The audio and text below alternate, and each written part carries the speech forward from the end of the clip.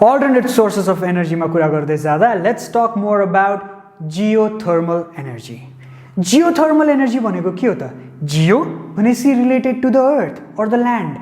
Thermal भनेपछि heat or तातो. Energy त तपाईहरुलाई थाहा छँदैछ. भनेपछि के भयो त?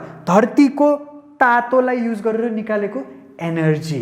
धरतीको तातो भनेको मतलब के त? हामीहरुले अर्थलाई गर्मी हुने गरी ज्वरो निकाल्ने हो त? हैन. The core of earth is hot. कसरी hot? किन hot?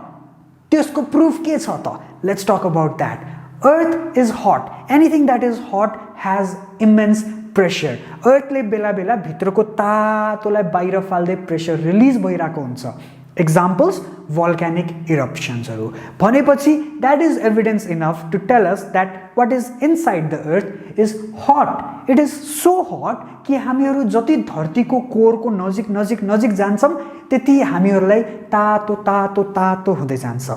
For example, if we drill 1 kilometers under the ground, temperature rises by 30 degrees Celsius in average.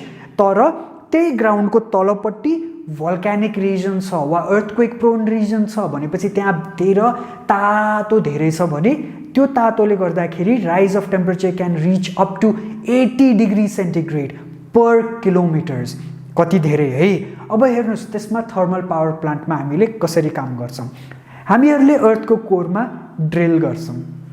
Drill गरेर 1 2 3 किलोमिटर जस्तोको लामो प्वाल बनाइदियौं.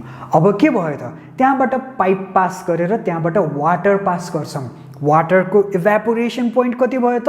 Boiling point of water is 100 degree Celsius. So हामीहरुले पानीलाई जब तल pass गर्छौं, before it reaches down, it heats up and converts to steam.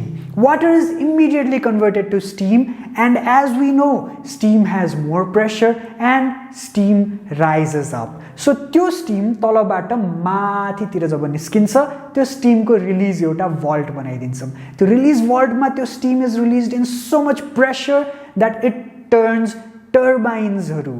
टर्बाइनहरु घुमाएर electricity generate गरेर घर घरमा पठाउन मिल्छ using a geothermal plant just by drilling a hole. हेर्नुस् त कस्तो सिम्पल प्रोसिजर्स पनि अवेलेबल छ फर जेनेरेसन अफ इलेक्ट्रिसिटी.